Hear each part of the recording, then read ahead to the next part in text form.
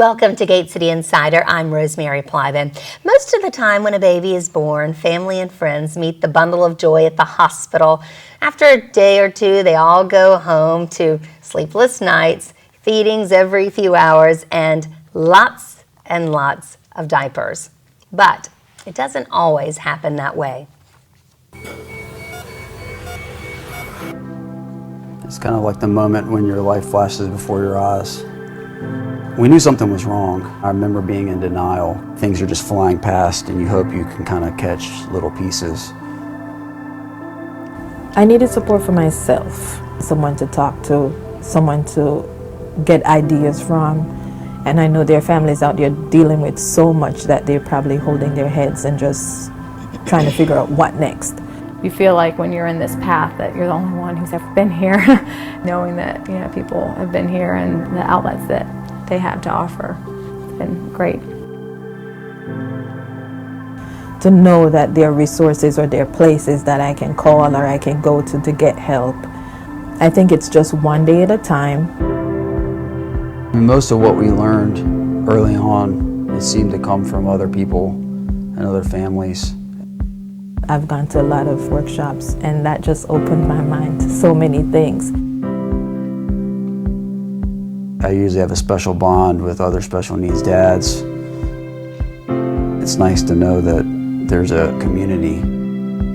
To have that support and someone who just kind of gets it, that they have been where we are, they've been past it. I can't say enough about having the connections with other families. What we actually need is a community. We rely on a lot of different systems. My friends, her friends, our family members. I know there are some people that don't have that initial immediate family support, but you can get it. I think I'm beginning to wear the advocate hat very strongly and very proudly.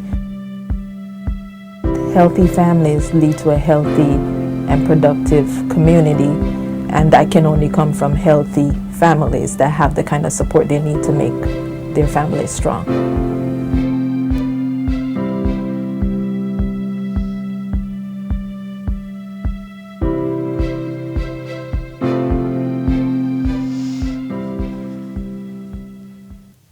When a birth doesn't go as planned, be it prematurity or special needs, families often find themselves in the neonatal intensive care unit, isolated from friends and family, and navigating a system they hadn't planned to use. But they are not alone. Nancy Micka is the Executive Director of the Family Support Network of Central North Carolina. Good morning, or hello. Good morning, Rosemary. Thank you. So explain, what is Family Support Network? Sure. Well, our mission at Family Support Network is threefold. So everything we do throughout our programs revolves around three areas, and that is support, education, and caring connections. We don't have cookie cutter services. We really strive to meet the individual needs of each family.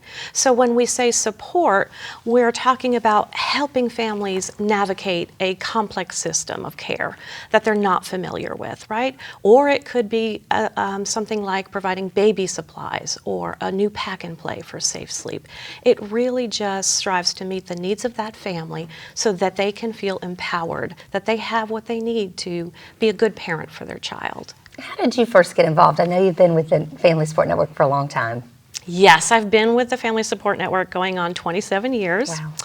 I am the proud parent of 4 adult boys, and our oldest son, John, has special needs. He has a chromosome disorder called 18q deletion, and he has just added so much joy to our family. I think he's known by half of the community in Greensboro, and he's just a great guy. So when we moved here from New Jersey in 1991, the first thing that I did was look for a group such as Family Support Network. And I got connected to the program through finding help for my son and my situation. And so we talk about being in the NICU, and that's part of Family Support Network, but it goes beyond the walls of the hospital too.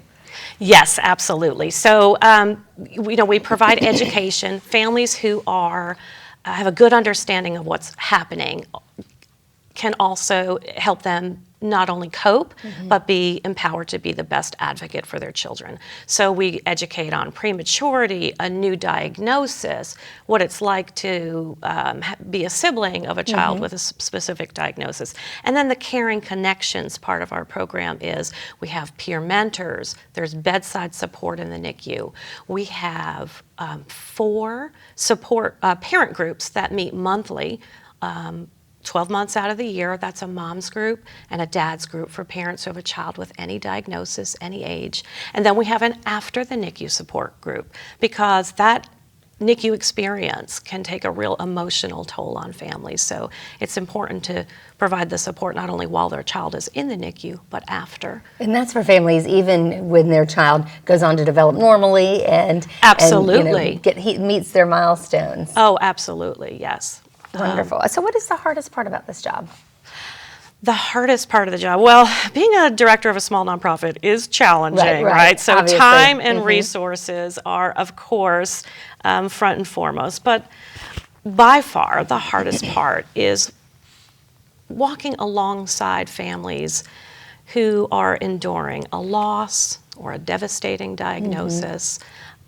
It's just trying to be there for them and watch them struggle through that. That's why we know what we do is really important for families. Probably segues into really the best part of the job too. Yes, absolutely. There are so many wonderful parts of the job. I don't get to have the daily connection with families that I used to being the executive director, but I make sure that every week I connect in some way, whether it's through our sibling support group or our NICU special events. I make sure that I have that face-to-face contact with families because I've seen the most courageous, resilient families come through. And what amazes me are families like you who 11 years ago you had your NICU experience, right? But you still continue to come back to share your story of hope. And you're not alone. There are so many families that went through a really difficult experience, whether it's NICU or a difficult diagnosis, and they're still here 15 years later.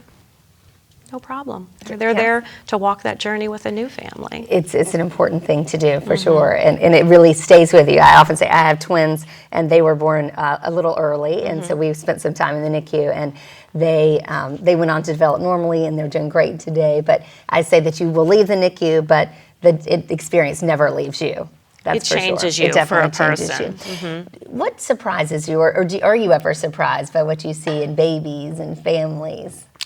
Oh, yeah. Well, I mean, we've seen families that had babies who were so fragile be able to come through that and be shining stars. I have a lot of our NICU families or families with special needs, either the siblings are still helping us as adults, or we have NICU graduates who do their Girl Scout Gold Award or working on college projects with us. So it's just really fun to see rewarding. That. Very rewarding. I can't let you go without asking how the Women's Hospital move is going to affect Family Support Network. We are so excited about that move. First of all, because it allows families the opportunity, well, it is a single family design, so families will be able to stay overnight with their baby. And that is something that is just so special for the families and so needed. But in that, you will be a little more isolated. So Family Support Network will continue to offer the same level of services that we do now, but we're being asked to kind of offer more opportunities for families to come out of that room and connect with one another, because those positive social connections are so important in our ability to cope. It gets you through it for sure. Nancy, thank you. We are not done talking about this today. When we come back, we're actually going to learn more about Family Support Network from a NICU graduate mom, so stay with us.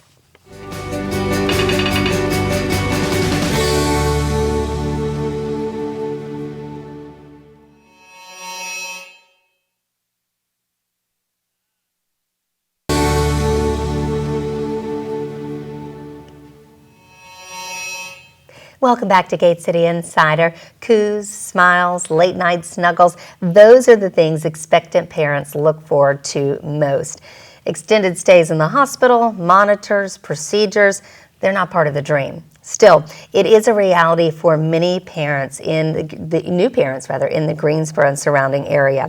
And when the unexpected happens, Family Support Network of Central Carolina is there for those families. Lori Polk knows exactly what it's like spending 100 days in the NICU with her son, Zeke. Welcome. Glad to have you. So share your story, if you would. Okay. I am a mother to Zeke Pogue, and he was born 3 months early. I had him at 26 weeks. Funny story, I was in my coworker's office at work. I laughed a little bit too hard and my water broke. And so we went to Women's Hospital. We had him, and they told us that he would not be going home with us. So I didn't quite expect to stay as long as we did. We spent Christmas, Thanksgiving, and New Year's there at the NICU. So, it was definitely an experience. So when you looked at him, I mean, how much did he weigh when he was He born? was 2 pounds. He was 2 pounds. I compare him, he looked like a Ken doll, a little Ken doll. So, but yeah, he was 2 pounds. He had a really rough birth. I had a C-section, so trying to deliver him and handle him, they did a wonderful job. But yeah, he was 2 pounds, little itty bitty thing. And what kind of challenges did he face along the way during those 100 days? They really did a good job of preparing us of what we could be faced with. They told us that he could have some palsy issues. There was, that he could be blind, or his lungs were just developing at 26 weeks. So, we really were prepared, not knowing what we would have to deal with. We did have to go through physical therapy. He had some tone issues in his legs, some muscular issues there. We made it through there. We did a little bit of speech therapy, I think. So, but outside of that, I definitely say, we were prepared when we left with him. They helped us through a lot of his issues that he had. How is Family Support Network helpful to you? Oh my goodness. I can't even begin to tell you. When we left, you're leaving with a premature child, and this was a child that, was hooked up to all types of machines, and you just really weren't sure if you would be able to handle it when you went home. So with Family Support, they had someone that came to our home on a regular basis that would work with him. We did tummy time, just teaching us different things and tools that we could use with him to help him develop. So even more on the outside of NICU. So. And how did they help? So apart from the tangible things, like how did they help you coping with it? I mean, obviously it's difficult. So I'm actually the administrator of our After the NICU Moms group. We meet once a month, the last Thursday of the month, and it's a group of moms. We get together, we talk about our kids and husbands. Sometimes, right? And we just laugh, have a good time. We talk about just the milestones that they've overcome, right. And just there are still some moms that may be dealing with slight developmental issues or just really rejoicing over the successes of our children, and also welcoming new moms who might be going through that and offering some type of support system for them. What do you tell expectant parents about, you don't want to scare them, and every journey is different. Every journey is different. Some of are quote normal, right? But then again, there's really no normal, right? Right. I always say expect the unexpected. When my water broke, we didn't even have a hospital bag packed or a crib put together. Right. So you just really have to be calm, go with the flow, and just remember the important part is your child. If they're alive and healthy, anything else is just minuscule compared to that. So.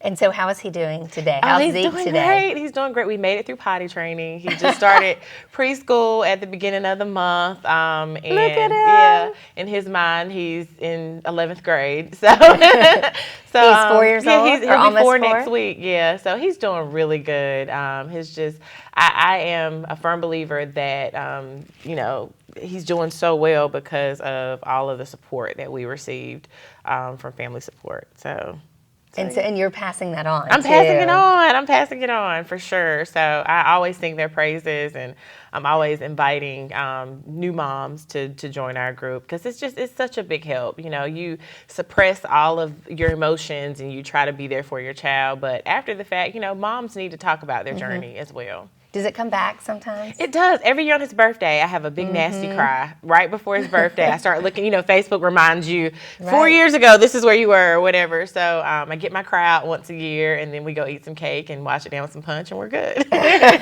But looking at him now, can you believe that he was so small, that the mountain of challenges that he faced at that time? And one thing that I liked, too, while I was there, we would do... oh man, Nancy's gonna get me because I can't remember the name of it, but we would have, they would provide lunch for us and dinner for us, and we would have a chance to sit and talk with other parents, and we would do crafts. I love crafts, and so we made Christmas bulbs right before I left, and I have one of his diapers, and it's like this big. Oh, wow. I put his diaper, his hospital bracelet, my hospital bracelet, his first passy, which is like this big, and they're all in the bulb, and every year, in a bulb, in a clear on the bulb, tree. and every year we put it on the tree, and he gets to look at it. He wants to open it up and look at the things, and it's such a warm memory now. Looking back at it, you would think it would be something that, you know, would be dreadful, but I wouldn't have it any other way if I could go back and do it all over again. So What does he think about it? Oh, he thinks, you know, we have some pictures of his nurses from the hospital, and he still sees them at the reunions, and they're Facebook friends and all of that. So he knows he was in the hospital, but he doesn't know how scary it was for mommy and daddy. Right. But And you don't want him to. And we don't want him to. No. But he definitely knows he was a special child. So Yes. Aren't they all? So yeah. Aren't they all? Well, Lori, thank you. No Thank you for problem. sharing your story Yeah. and for sharing your love and joy with Yeah. other families too who are going through similar experiences. All right, well, we know new babies make a big impact on the whole family, not just mom and dad. Add extra time in the hospital or maybe some developmental challenges, and you need brothers and sisters on board big time. When we come back, we're going to talk with a couple of big brothers and sisters, about their experience with Family Support Network. Stay with us.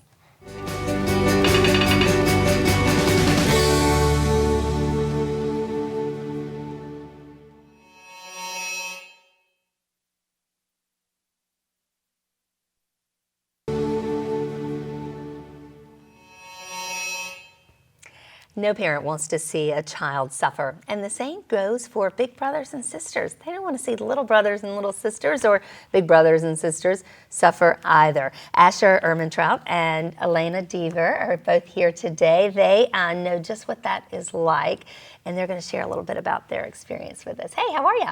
Good. So glad to have you. Asher, I'm going to start with you. I want you to tell me about your siblings. Well, I have two siblings. One of them is Moira. She is 7 years old and in second grade. She has pontocerebellar hypoplasia type 2A. Okay, you're going to have to explain what that is. What does that mean? So she can't walk, talk, or control her body movements. So she has a mat in 2 rooms of our house, and we'll put her on that, and she'll like play and move, because she just like goes like this, and she'll play with her toys. And then sometimes she'll be in the pee pod, and she also has an eye gaze computer, which it like kind of like buttons, but she controls it with her eyes. Okay, and So, what does that do for her? she can like answer questions. So it helps her communicate. Yeah. Right. So- So you're older than her. You're a 5th grader. Yep. Right. So do you remember when she was born? Not too well. I actually remember walking down a hallway with my grandma, and I think it might have been the hospital actually, but. Do you remember? Do you have any memories of when she was little? What that was like for your family or your parents? Not really. No. No. No. But you definitely have good memories. And you told me that you like to lie down with her and make her smile. Yep. She loves when me and my other sister, Reese, go like, achoo, achoo, or cough, cough. Right. She smiles. She loves it. Oh, right. And your sister Reese is how old? She is 5 years old in kindergarten, and she is so sweet. She loves Moira. You sound like you're a great big brother. All right, we're going to talk to you a little bit more, but I want to hear from Elena, too. Tell me about your siblings. So I have one little sister. Her name's Lydia, and she's 6 years old, and she's in first grade, and then I have two little brothers. They're twins. Brayden has a heart condition called, well, I'm not sure what it's called actually, but I Right. just call it a left heart syndrome. And then Colin, both of them are 4, and then Colin, Colin's the younger twin, right? yeah, he's Braden's the younger. older. Yeah, And so that meant for Braden that he had to stay in the hospital a long time, a long right? time. Do you remember that? Uh-huh. What was that like? It was hard. I didn't get to see my mom that much, but I did like a lot, kind of. But mostly I'd sleep over at my grandma's house, and then Colin, he would too, and then we'd go see my mom sometimes. Did you get to go see him in the hospital? Yeah, a lot. And That's then good. there's this really funny video of me that on like Facebook or something, and then like it's me like kissing both of the boys' head, and I said, "Mommy, I kissed him right here." And then after that, my grandma said, "I brought the pizza," and then I said, "A pizza, a pizza, a pizza." I mean, because that's what we love, right? Yeah. I love pizza too. That's a good thing. And so, and he's had lots of surgeries Yeah, too. he's so like that's had challenging. 4 big surgeries. His last big one was last year. And what's that like for you, or for your family? It was kind of hard because like I barely got to see my mom that much because this one was like a hard one for Brayden. Right. So every time I came, I'd like give him PJs or some new toys to play with because he didn't like being out there playing with his little brother Colin. I understand. So, what is it? I mean, so you both are involved with SIB Club, right? Yeah. What is Yeah. SIB Club? Ashley, why don't you start? Well, SIB Club, we go to it once a month, and I think 2 years ago I started coming, and we come once a month. And What do you do what I at SIB like, Club? yeah, well, there's one thing that I really like. Okay. Well, a lot of things I really like, but one of them is when you go in, there's like this jar, and it has candy in it, Okay. and whoever has the closest guess To how much candy is in Yeah. it? Uh-huh. gets the candy, and my sisters always wanted to win it. Uh-huh. And Reese. yeah, Reese. And SIB Club, everyone will learn like about the other people, and we'll help each other and talk about our situations. And that I think really helps. Yeah, so SIB Club it's for kids like you who have brothers and sisters who maybe spent some time, have to have surgeries or have some special challenges, right? So what do you like about it, Elena? I like that so me and my sister started a little while ago, and then we really like it there because everyone gets to share like what's about their, like how hard their life is. So like we're not alone because a lot of other people, they have special needs sibling, because my mom doesn't give us that much attention because Brayden, he has to take medicine a lot, like 4 different types of medicine. So she really just has to like care a lot for Brayden, and then me and Lydia and Colin have to find our own stuff to do.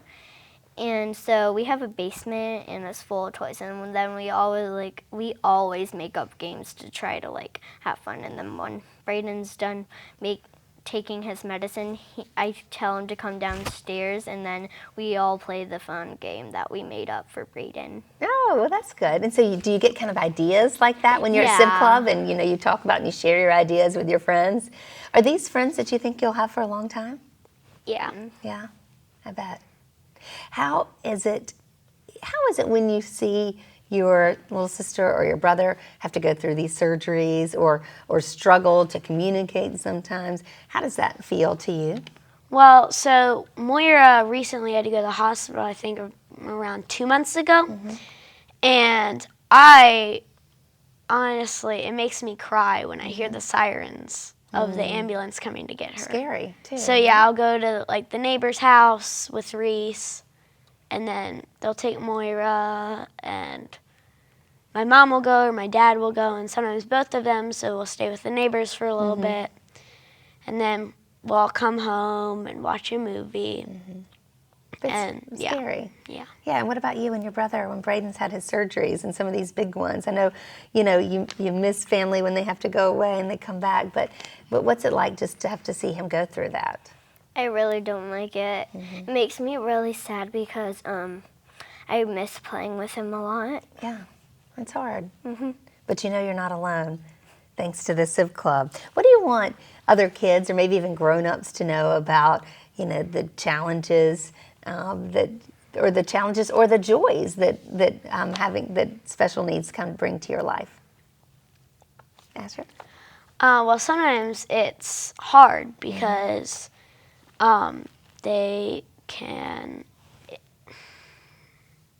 It's challenging. Yeah, it's challenging. Yeah. And I mean, I love Moira so much, and she's so sweet, and it makes me so happy when she smiles. I can tell. Yeah.